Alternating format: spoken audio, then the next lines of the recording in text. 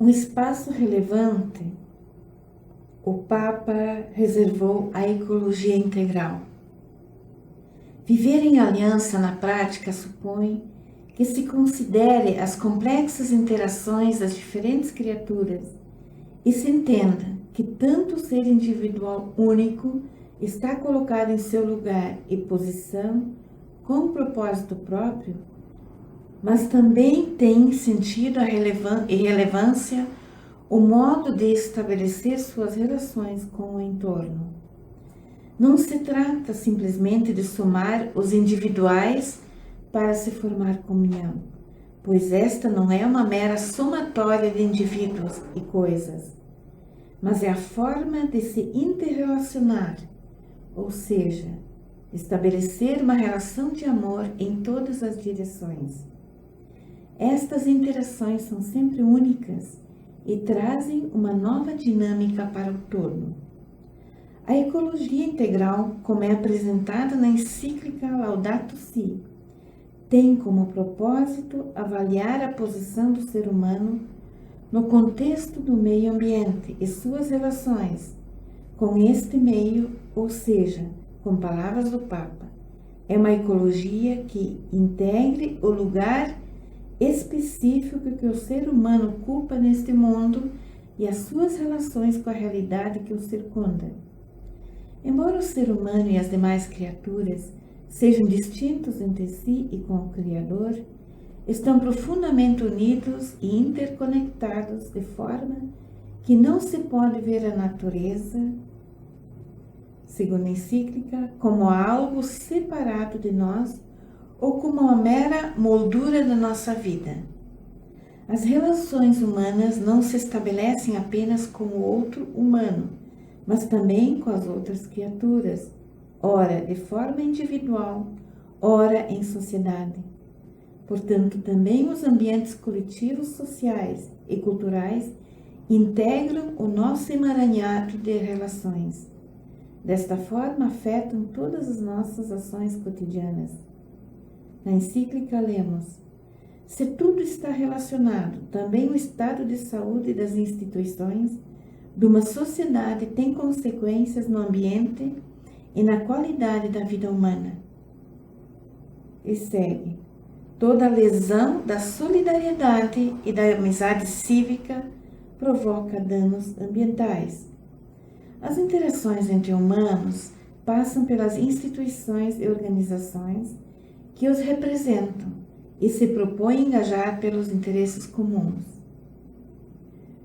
Continua o Papa: a ecologia social é necessariamente institucional e progressivamente alcança as diferentes dimensões que vão desde o grupo social primário, à família, até a vida internacional, passando pela comunidade local e a nação.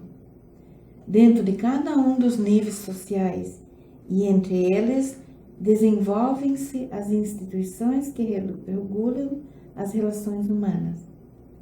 Ecologia integral reforça as interações das esferas econômicas, sociais e ambientais, dimensões que constituem o tripé da sustentabilidade. Não há duas crises, diz o Papa. Não há duas crises separadas, uma ambiental e outra social, mas uma única e complexa crise socioambiental. A concepção da ecologia integral e integradora está profundamente interconectada com a noção do bem comum. O comprometimento com as questões sociais, a opção preferencial pelos pobres, segundo o documento, é uma exigência ética fundamental para a efetiva realização do bem comum. Numa sociedade onde as estruturas socioeconômicas geram sempre mais pessoas privadas de condições econômicas, de direitos fundamentais, são facilmente descartadas.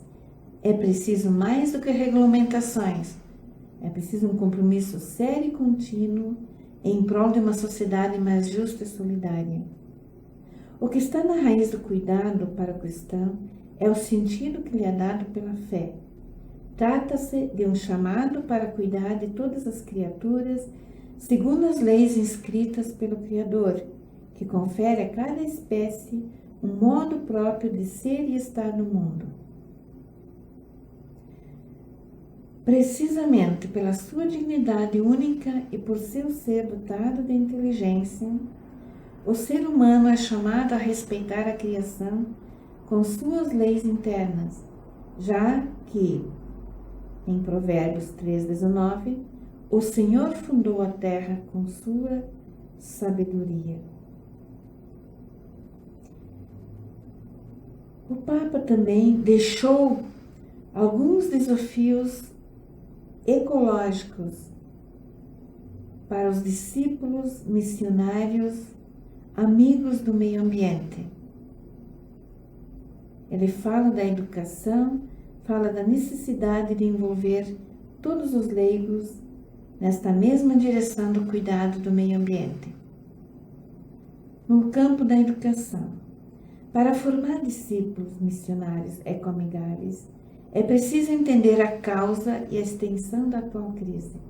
Não é possível separar os campos acima mencionados, mas é preciso delinear cada dimensão para estabelecer critérios e prioridades para que uma solução seja possível. A análise da atual situação, conforme apresentado na encíclica, permite individuar não apenas os seus sintomas, mas também suas causas mais profundas. Aqui o Papa ressalta o paradigma tecnocrata e o antropocentrismo exacerbado. A tecnologia abordada de forma incisiva pela sua relevância na atualidade. As novas tecnologias, cujo desenvolvimento muitas vezes ultrapassa a capacidade de assimilação do ser humano, invadem amplos espaços da vida cotidiana, tanto no recinto privado e familiar, bem como em níveis da sociedade local e global. De um lado, reconhece-se a sua contribuição para a melhoria das condições de vida. De outro, são apontados os problemas que dela derivam quando usados de forma inconsequente, ou seja, quando o bem do ser humano e de outras formas de vida são excluídas. Em se tratando dos avanços tecnológicos, em princípio, é justo que nos alegremos com esses progressos. Assim lemos na encíclica e continua. E nos entusiasmemos à vista das amplas possibilidades que nos abrem estas novidades incessantes, porque a ciência e a tecnologia são um produto estupendo da criatividade humana que Deus nos deu. A par das possibilidades que se abrem com as tecnologias, elas concedem poderes antes desconhecidos. O alcance de tais poderes muitas vezes é imprevisível. Uma análise apurada demonstra a problemática desse empoderamento tecnológico quando não orientado para o bem-estar do ser humano e de todas as formas de vida e todo o seu entorno. Os grandes problemas surgem quando se exclui o ser humano e quando se pretende usar as novas tecnologias como único meio para resolver os problemas de magnitude global, através de ações pontuais e desconectadas. O Papa alerta: na realidade, a tecnologia, que ligada à finança pretende ser a única solução dos problemas, é incapaz de ver o mistério das múltiplas relações que existem entre as coisas e por isso às vezes resolve um problema criando outros. A tecnologia, exclusivamente a serviço de uma economia que não tem o ser humano e todas as formas de vida como centro, traz consequências deploráveis, pois se torna como que uma máquina de gerar sempre mais excluídos e descartados da sociedade. O grande poder reinante hoje, mediante o qual se inclinam também as grandes potências mundiais, como países ou blocos, é a economia empoderada e qualificada pelas vantagens das novas tecnologias no intuito de lucros sempre maiores, mais fáceis e mais rápidos. Sobre essa problemática, o Papa Francisco lembra: A aliança entre a economia e a tecnologia acaba por deixar de fora tudo o que não faz parte de seus interesses imediatos. Não se pode ignorar que aqueles que detêm o poder e o conhecimento, de acordo com o Papa, exercem um domínio impressionante sobre o conjunto de gênero humano e do mundo inteiro. A exploração da natureza e das populações mais vulneráveis é ainda mais voraz com o uso inconsequente das tecnologias, visando apenas lucros fáceis e gigantescos, sem considerar as necessidades humanas e do planeta. A lógica da dominação tecnocrata é hoje um dos maiores desafios. O domínio tecnocrático deteriora e destrói a economia e a política, fazendo com que as instâncias da promoção da vida da pessoa e de sua rede social agora são questionáveis. O Papa Francisco diz nesse contexto: o paradigma tecnocrático tende a exercer o seu domínio também sobre a economia e a política. A autorregulação no mercado, como se espera em países democráticos, não acontece, pois é regulado por dinamismos adversos ao bem-estar da pessoa, da sociedade e do planeta. Uma das questões cruciais quando se trata de analisar os desafios ao meio ambiente e as interconexões com as outras áreas é a posição do ser humano no todo da criação e sua missão a partir do lugar que ocupa como ser pensante e capaz de agir ético. O excesso do antropocentrismo leva o ser humano a concentrar-se demasiadamente em si próprio e no poder que presume ter.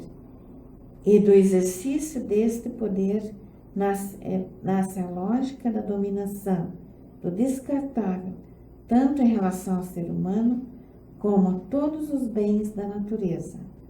Uma lógica leva à escravidão e ao abandono das periferias da vida. E esta mesma lógica que está atrás do comércio e tráfico de animais.